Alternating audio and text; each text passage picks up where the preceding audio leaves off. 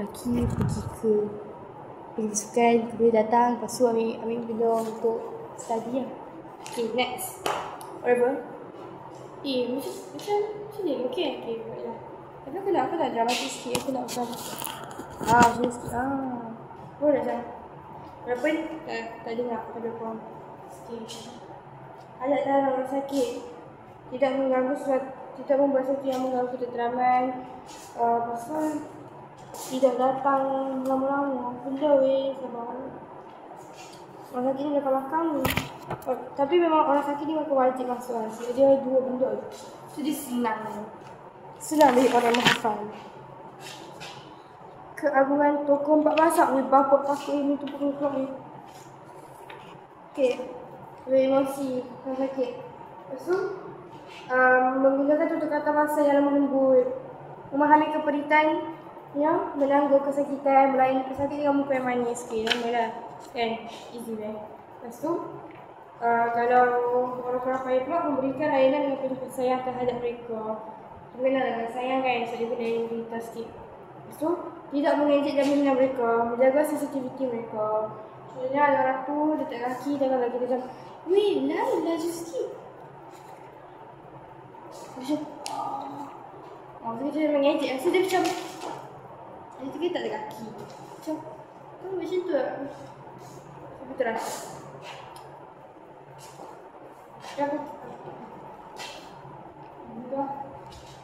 Okay, so hukum menjaga orang sakit.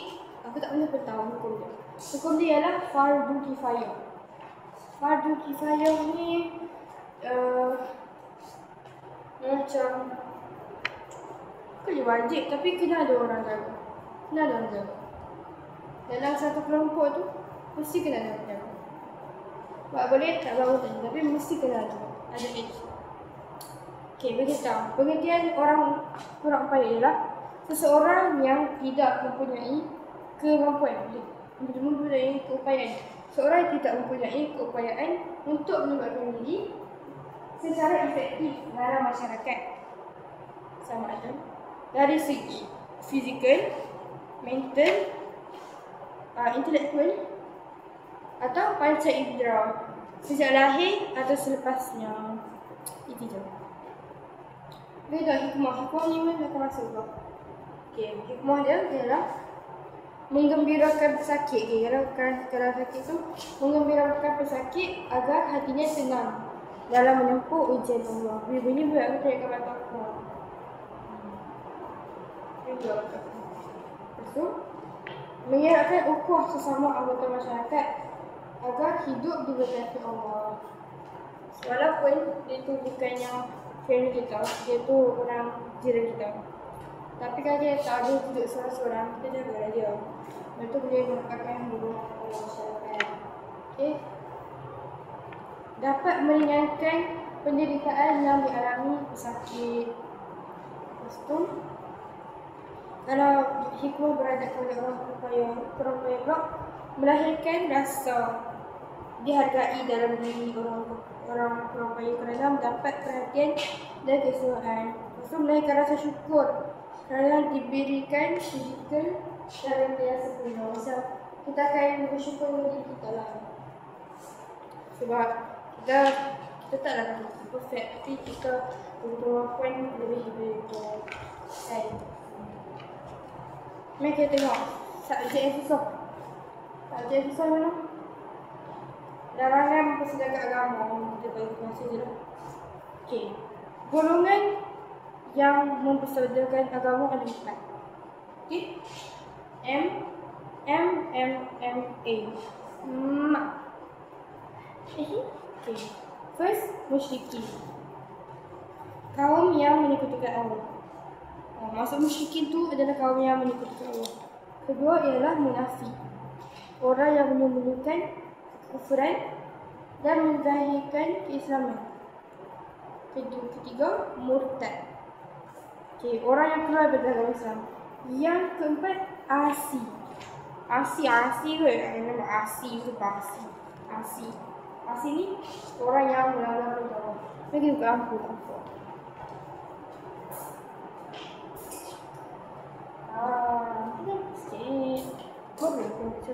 Sekarang dah berapa minit? 5 minit baru. Okay, kita buat 10 minit. Okay. Balasan memberikan azab pedih, minuman air panas yang menggelegak. Okay, jom kita. Minuman yang panas dan menggelegak. Maksud dan juga azab yang pedih. Okay.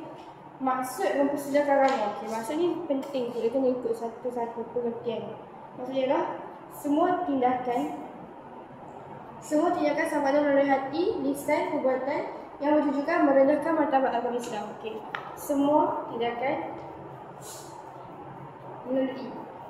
tindakan sama ada melalui hati, lisan dan perbuatan. Hati, lisan dan perbuatan yang berniat yang bertujuan merendahkan agama Islam.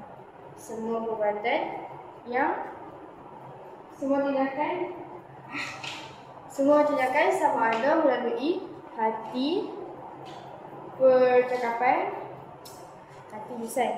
Semua pertindakan sama ada melalui hati, lisan atau perbuatan yang bertujuan merendahkan agama Islam. Itu dah maksud mempersediakan agama. Okay. Ciri-ciri orang yang mempersediakan agama. Pertama, menyanjung perbuatan maksiat. Tadi baru je aku macam sapuk-sapuk orang kata, aku tak sedekah agama. Aduh, apa ni? Tertembak lah. Yang kedua, menghina orang yang bertakwa. Aku tu tak kaya seorang. So, jangan kan. Contohnya macam orang tu macam selalu surau macam itu. Baik. So macam, Aisyah ada ni, Itu dia dah mempersediakan agama sendiri. Maksudnya aku bagi tu labu kan. Labu kat sini lah. Tapi macam orang sama, labu dia tudung. Tu aku pakai singkat lah. Itu mempersediakan agama. Sebab hang menadakan orang yang buat baik. So, faktor pada. Faktor yang mendorong seorang bersediakan agama ialah lemah pendidikan agama. Ni nama ni biasa ni lemah iman, terpengaruh hawa nafsu. Biasa. Okay, maksud pengajaran dia. Pengajaran ni pun tak ibu kan baca tak faham ni. Okay, pengajaran ayat dia ialah kita hendaklah menjauhkan diri daripada golongan yang mempersediakan agama demi menjaga kesucian Islam. Kita hendaklah menjauhkan diri daripada golongan yang mempersediakan agama untuk menjaga kesucian Islam. Lepas tu, kita hendaklah mempertahankan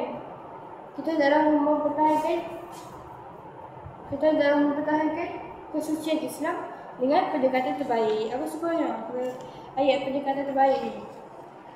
Walaupun aku tak faham maksud dia. Okay, so kita ambil tajuk dakwah pemacu kemajuan. Ni tadi dia baca yang tadi kan. 3 benda tu apa? Dakwah, beramal dan menjadikan Islam sebagai cara hidup. Dia tahu dah pengajarannya apa? Kita hendaklah berdakwah kerana dakwah ialah sunnah Rasul. Lepas tu, kita hendaklah beramal soleh supaya menjadi contoh yang baik. Contoh kepada orang lain. Lepas tu, kita hendaklah menjadikan Islam cara hidup yang sempurna. Okay. Spektrum ilmu Muqri. Pakar rujuk tilawah Al-Quran dalam kalangan sahabat Rasul adalah Abdullah bin Mas'ud. Ubay ni weh. Masuk exam hari tu Ubay. Masuk exam PSS tu. Aku tak ingat perkataan aku ingat nama dia Ubay saja. So aku tanya dia Ubay. Sebab tu tokoh kiraat.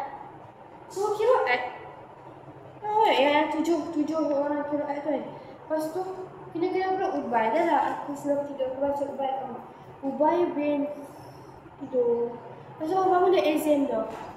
Aku pengen ingat Ubay je lah.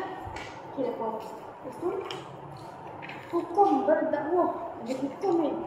Hukum berdakwah adalah wajib. Kewajipan ini bertaklif ke atas segenap lapisan mula-mula. Aku tak tahu. Saya baca. Okay, ciri-ciri tilawah ubur. Niat ikhlas, sentiasa memenuhi persucian juga, sentiasa menjaga ini berlaku. Ikhlas, menjaga ini berlaku. Okay, so student. Next ialah hindari dosa-dosa besar. Okay, so hindari dosa-dosa besar. Apakah dosa-dosa besar? Kita ada 7 dosa besar. 7 dosa besar. PSS below ni. Okay. So, dosa besar. Apa yang ada? 7. Pertama, syirik. Syirik guna zina. Apa lagi? Syirik guna zina. Makan riba. Makan harta anak yatim. Qazaf. Menuduh perempuan yang baik berzina. Ada ni. Qazaf. Istilah qazaf. Macam Maryam. Macam Maryam yang lain. Sekulah macam Qazaf. Awas sekulah kanak-kanak sini. Sejak kanak-kanak sini. Kalau kita meja macam student.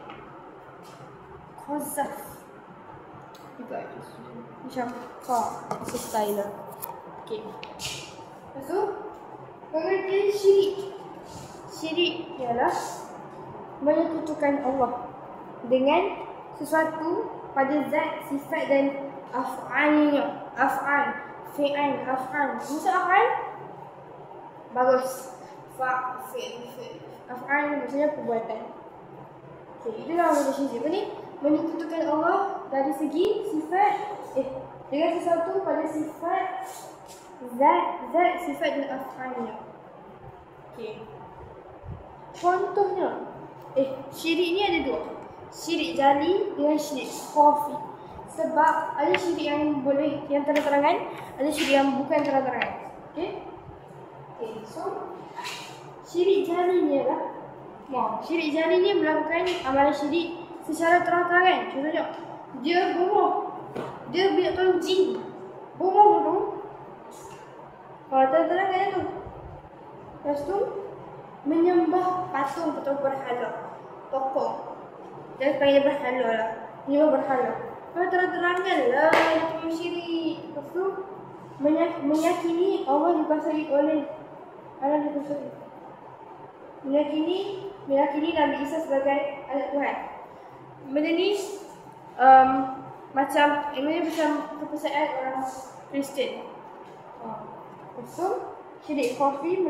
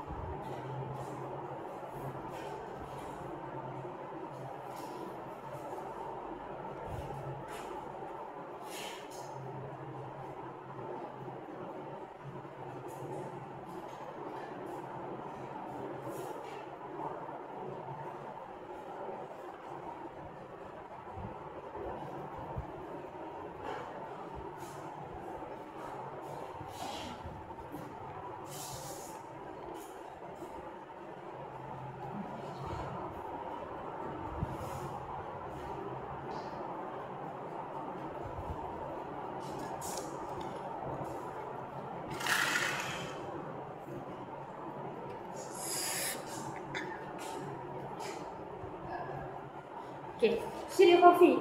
Syirik khafi ni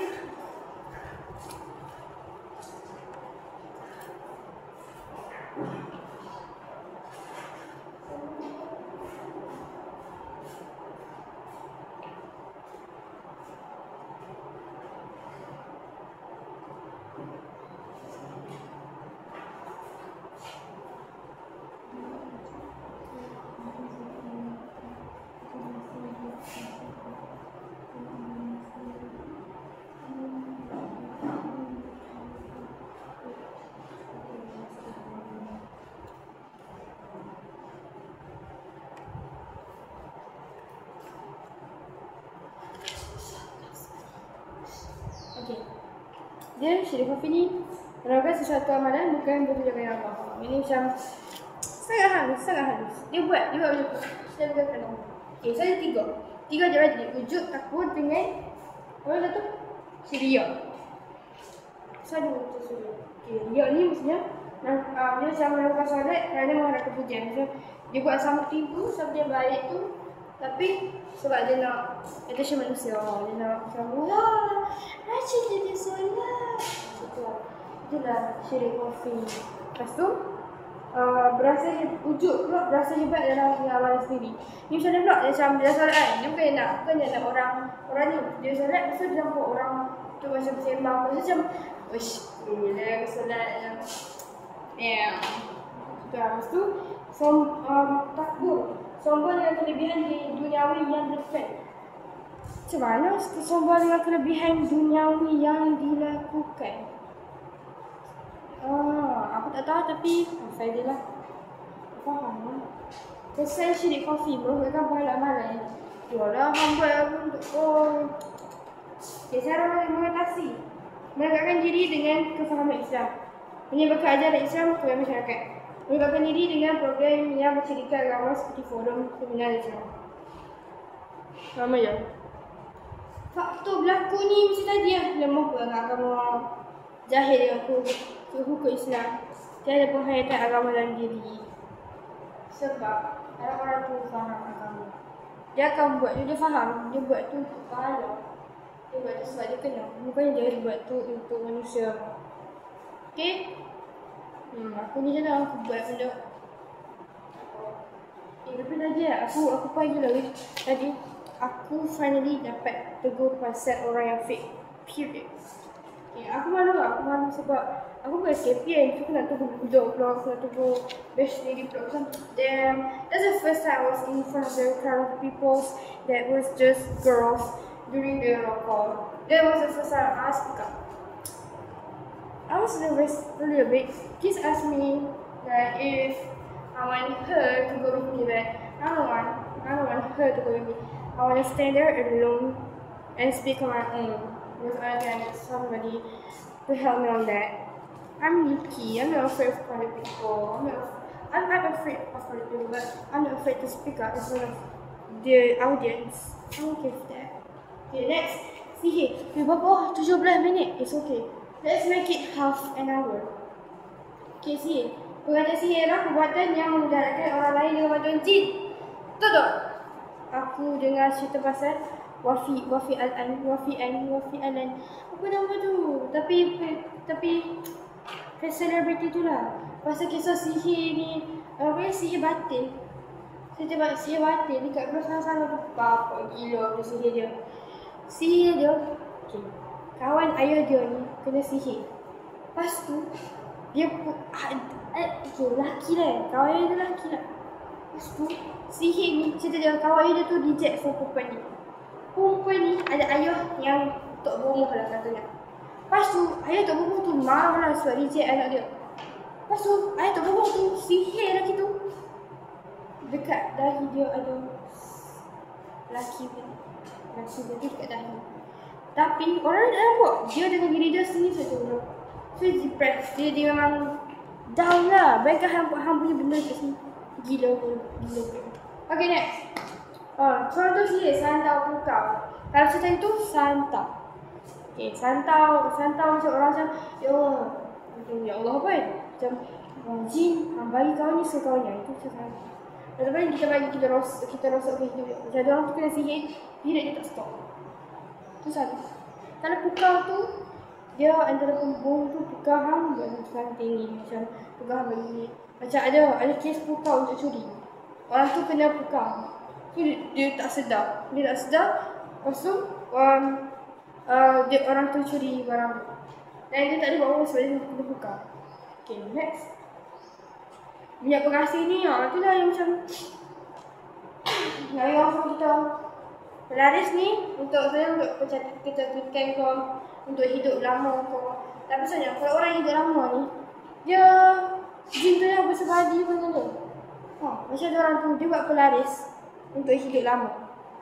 Dan Dia hidup dengan keadaan tak tenang. Kan umur hang dah 100 berapa dah. Tapi hang still hidup. Tapi hidup hang tu macam mayat yang mati. Mayat yang mati. Dia tak boleh nak mati. Dia sakit tapi dia tak boleh nak mati. Sebab dia ada pelaris. Jin tu dah bersemadi tu. Okay tak? Akibat sihir mengakibatkan kesakitan tubuh badan. Membuatkan mencetuskan pergaduhan. Memporakkan ayuhnya. Merobohkan rumah tangga. Ini selalu jadi ya. Lepas tu menyebabkan kematian. Oh my god girl. That's so terrible. Lepas tu cara mengatasi. Mengiatkan usaha dakwah dan masjid-masjid ini. Menguatkan undang-undang menghadapi analisis dan kebukaan. Pasal kuat pasal undang-undang ni kita kena tekankan gila. Sebab dalam undang-undang sivil benda ni tak. Okay. Benda ni tak wujud pasal sihir. Undang-undang syariah. Tapi dalam negara ini undang-undang sivil lagi ketika. Okay, kenallah kalau kat Kelantan kan undang-undang syariah lagi. Tapi kalau kat KL macam baru-baru ni terus pasal sauna macam apa tu. Harga dia lah 19 hingga 60. Top 1 siapa yang ada kat situ gila betul dah. Gila. Kalau yang isteri tu mati tu tak tahan buat kat adik-adik yang berada di situ. Gila tak pelik dah lah lelaki. Memang lelaki kan tak perempuan macam tu. Tapi sama. Dan mereka tak ada seorang pun mengaku sebagai mangsa. Maksudnya dia memang rela pergi ke pusat sauna tu. Boleh tahan ni saya tak. Macam tu. Memang that's out of our mind. There might be dad. There might be someone's father. There might be someone's child. Of course someone's child. Someone's son. Someone's grandfather. That's the worst. Grandfather. Okay? And there's no action taken on them. There's no action taken on them because they were the one who volunteered to involve in that action. So nothing can be blamed. Tak ada apa-apa hukuman. Okay? Tapi benda tu masih jadi kes ke? Sebab dia ada undang-undang sivil yang menghalalkan benda yang haram. Okay, benda yang menghalalkan benda yang haram ni ada dekat, ada. Tapi dekat mana? Aku ada, tapi ada ayat menghalalkan benda yang haram. Tapi yang orang tu kita masuk. Okay, mari kita masuk. Mungkin betul dekat ajaran sesat kalau dekat mana je. Tapi ada dekat ni. Benda apa? Cuma kita lepas tu menghalalkan benda yang haram. Okay, next. Membunuh. Benda ni perbuatan yang menghilangkan nyawa seorang. Okay, senang. Okay, saya kena ingat adik kita main. Syirik ni adalah syirik mengutuhkan Allah pada zat, sifat atau af'an. Sihir pula perbuatan yang memudaratkan seorang dengan bantuan jin. Lepas tu membunuh perbuatan menghilangkan nyawa seorang. Lepas tu memakan riba, ketambahan bayaran dalam urusan pertukaran barang ataupun hutang. Riba ni normal sikit lah. Benda tu boleh diterima lagi lah. Walaupun memang besar-besar tapi bagi aku okey lah, boleh. Aku tak nak menghalalkan je, cuma macam normal je sikit. Lepas tu makan harta anak yatim. Ini tak normal. Ini tak normal. Kawan tu tak apa. Menggunakan harta yatim. Menggunakan harta anak yatim dengan cara tidak dibenarkan oleh hukum syarak. Apa cara yang dibenarkan? Cara yang dibenarkan tu adalah guna untuk anak yatim. Apa kalau hang guna tu untuk beli nasi untuk family yang hang jaga anak yatim tu boleh. Tu dibenarkan. Tapi yang tidak dibenarkan ni hang guna harta anak yatim yang hang sudah hang benarkan orang beli kat dia. So tapi hang guna benda tu untuk beli aksesori hang, belanja boyfriend lah. Okay. Okay, makan ribuan ni, contoh makan ribuan kita yang akan faedah. Okay, kita ada jenis ribuan, ada dua. First, riba al-fadl. Riba ni adalah pertambahan kerana pertukaran barang sejenis. Pertukaran barang sejenis. Aku tak faham apa tak faham. Oh, macam barang sejenis tu macam duit ke? Duit. Lepas tu, oh betul kan. Riba an-nasir. Riba an-nasir macam anumah. Pertambahan kerana penangguhan bayaran. Macam, okay, dia setkan masa. Hang kena bayar kat aku RM5,000 esok. Sebab hang pinjam kat aku RM5,000. Tapi kalau hang bayar RM5,000 tu lusa, dia tak kena RM5,000. Dia kena RM5,400. Itu dah kira riba. Sebab dia kena sama. Apa yang hang bagi, hang kena bagi benda tu. Kecuali kalau hang sedekah, okey. Tapi kalau orang yang memberi hutang tu minta, boleh. Riba al-fadl tu pertambahan kerana pertukaran barang sejenis. Macam mana Maggi bagi satu, kena bagi dua. Tu tak boleh kita hafal je. Kesan dia ialah mengakibatkan penindasan. Lepas tu dia azab oleh Allah. Kenapa dia senang nak asal? Okay, kalau kesan pada makan harta anak yatim mengakibatkan penindasan. Dia dua. Dia sama. Riba dengan makan anak yatim sama sebab dia ambil harta orang. Mengakibatkan penindasan dan diazab oleh Allah. Lepas tu kalau makan, kalau kesan pada anak yatim ialah hidup tu biar. Akan kehilangan punca pendapatan yang dewasa. Maksud macam tu kan, anak yatim ialah kanak-kanak yang kematian bapa sebelum umur baligh. Itulah anak yatim. So bila hang dah besar, hang dikira bukan anak yatim ke? Sila jawab. Okay, lepas tu harta yatim, harta kanak-kanak yang kematian bapa yang diperoleh melalui pusaka wasiat dan hadiah.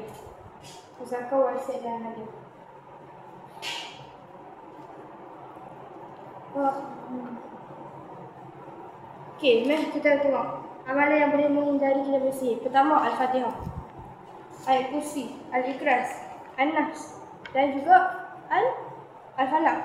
Al-Falaq ada. Al-Falaq. 3 kul. Saya salah kata. Amal kata kul. Tak tahu lah. 3 kul, Al-Fatihah, Yasin. Yasin. Kursi ni dalam surah Al-Baqarah ayat 200 ke? InsyaAllah 200. Okay. Lari dari medan perang. Pengertian lari daripada medan perang ialah meninggalkan medan perang menghadapi musuh. Enggak membenarkan negara apabila diarahkan melarikan diri daripada pasukan yang sedang bertempur menghadapi serangan musuh. Bapak tu lari dari medan perang. Jadi kena ingat ni sebab dia rare cuba cakap medan perang ni. Lepas tu Qazaf ni menuduh wanita Islam yang baik melakukan perzinaan tanpa membawa saksi. Lepas tu kesan Qazaf ialah menjatuhkan maruah tertuduh, menjatuhkan kemarahan, tekanan jiwa, cara mengatasi, meninggalkan diri, mengawal dengan. Okay, mari kita tengok pengajaran kepada semua hadis ni. Kita tak semua sama fi'lah. Okay. Kita hendaklah sentiasa memelihara diri daripada perbuatan syirik kerana syirik boleh merosakkan akidah untuk syariat. Kita hendaklah mempertahankan keamanan negara supaya Islam dapat ditegakkan. Kita hendaklah menghindarkan diri daripada perbuatan membunuh kerana membunuh melanggar hak asasi manusia. Kita hendaklah bersikap amanah dalam mengurus harta anak yatim untuk memelihara harta orang lain. Kita hendaklah menghindar diri daripada membunuh orang lain tanpa wujud supaya maruah Islam terpegah. Malah kena ampai. Kita baca dah. Sekarang ni dah 29 minit. Hampir setengah jam. So kita akan berhenti seketika. Okay? Kemudian berdikari. Okay, berdikari ni kena ingat. Maksud tu dia masuk berdikari. Berdikari adalah berusaha sendiri dan tidak bergantung kepada orang lain. Berusaha sendiri dan tidak bergantung kepada orang lain. Ingat. Berusaha sendiri dan tidak bergantung kepada orang lain. Okay, konsep dia ada 5. Mari kita hafal 2. Berazam banyak. Berusaha dengan bersungguh-sungguh untuk menyara kehidupan yang ada. Berusaha bersungguh-sungguh untuk menyara kehidupan. Lepas tu, meyakini kemampuan diri untuk melaksanakan sesuatu. Meyakini kemampuan diri untuk melaksanakan sesuatu. Berusaha bersungguh-sungguh untuk menyara kehidupan. Okay. Itu je untuk surat kita. Kita akan lihat.